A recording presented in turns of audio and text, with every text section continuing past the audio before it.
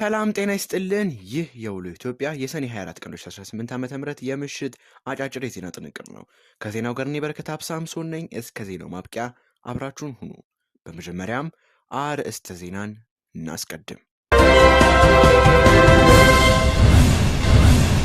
በመጀመሪያም ተመልካቾቻችን የተወካዮች ምክር ቤት የተሻሻለውን የፌዴራል ታክስ አስተዳደር ረቂቅ አዋጅ አጽድቋል። ስለዚህ እንመለከታለን። እንዲሁም የግዢ ስምምነት የሚል የዜና ጥንቅርም አለን።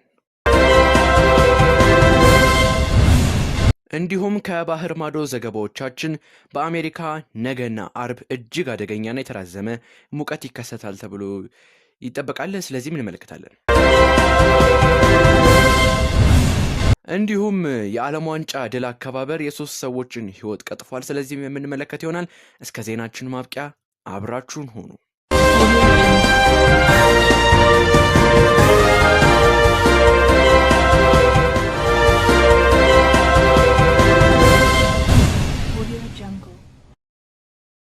በመጀመሪያም ተመልካቾቻችን የተወካዮች ምክር ቤት የተሻሻለውን የፌዴራል ታክስ አስተዳደር ረቂቅ አዋጅ አጸደቀ።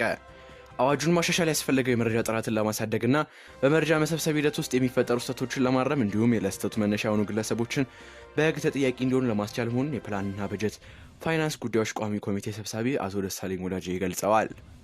ታክስ ከፋይ ተቋማት የተወሰነባቸውን የታክስ ክፍያ ላይ ቅሬታ ማሰማት ከፈለጉ ቅሬታቸውን በጠቅላይ ሚኒስትር ጽሕፈት ቤት ለሚቋቋመው ገለልተኛ የባለሙያዎች ቡድን አቅርበው መፍትሄ እንዲያገኙ ለማድረግ አዋጁን ለማሻሻል ሌላ ምክንያት እንደሆነም ተገልጿል። አሁን የተሻሻለው አዋጅ ለ10 ዓመታት አገልግሎት እየሰጠ መቆየቱን የገለጹት የቋሚ ኮሚቴው ሰብሳቢ የተሻሻለው አዋጅ የፌዴራል ታክስ አስተዳደር ስርዓትን ይበልጥ የሚያዘምን ይሆናልም ተብሏል። ምክር ቤቱ ረቂቅ አዋጁን መርምሮ በአብላጫ ድምፅ አጽድቆታል ሲል የተወካዮች ምክር ቤት መረጃም አመላክቷል። ቀድሞ ኦይል ሊቢያ የሚባለው አሁን ኦኤልኤ ኤነርጂ በመባል የሚታወቀው በኢትዮጵያ ገበያ ላይ ተሰማርቶ ያለውን የፈረንሳዩን የቶታል ኢነርጂ ነዳጅ ማደያዎችን ለመግዛት ስምምነት ላይ መፈራረሙ ተነገረ። በስምምነቱ መሰረት የሊቢያውን ነዳጅ ኩባንያ 120 የቶታል ማደያዎችን 113,000 ኪዩቢክ ሜትር የሚይዝ የነዳጅ ዴፖ እና ሌሎች የድርጅቱ ሀብቶችን የሚረከብ ይሆናል። የሊቢያ ነዳጅ ኩባንያ በኢትዮጵያ ለረጅም ጊዜ በገበያ ላይ የነበረውን የቶታል ማደያዎች የገዛው በአፍሪካ ኢንቨስትመንቱን ለማስፋት በሚል እንደሆነ የዘገበው ዡንዋ ነው።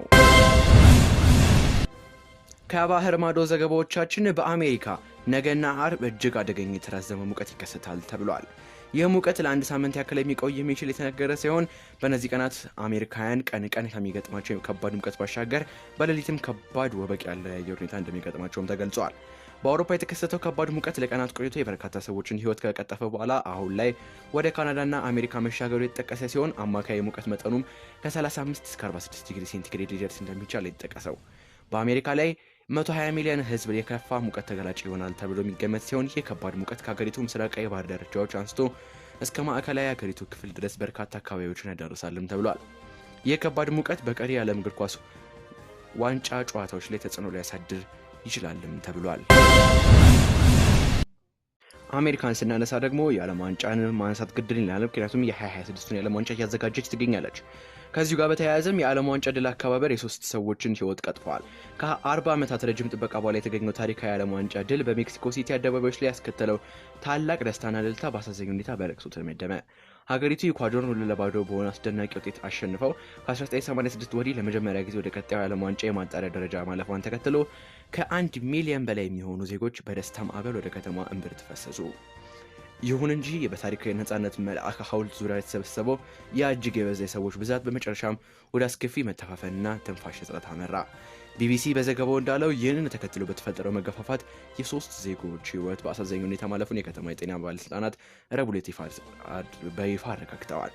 ከሟቾቹ መካከል የ19 ዓመት ወጣት የምትገኝበት ሲሆን የ48 ዓመት ሴት እና የ44 ዓመት ወንድ የዚህ አሳዛኝ ክስተት ሰለባ ሆነዋል። ምንም እንኳን የድንገተኛ አደጋ ሰራተኞች በቦታው ደርሰው የልብና የሳንባ መነቃቂያ ሕክምናን ጨምሮ ከፍተኛ የነፍስ አድን ርብርብ ቢያደርጉም ተጎጂዎቹ ወደ ሆስፒታል ከደረሱ በኋላ ሕይወታቸው ሊተርፍ አልቻለም። የከተማዋ አስተዳደር መሪ ክላራ ቡርጋንዳ ሞሊና በደረሰው ድንገተኛ አደጋ የተሰማቸውን ጥልቅ ሐዘን ገልጸው ለተጎጂ ቤተሰቦች ከልብ የመነጨ መጽናናትን ተመኝተዋል።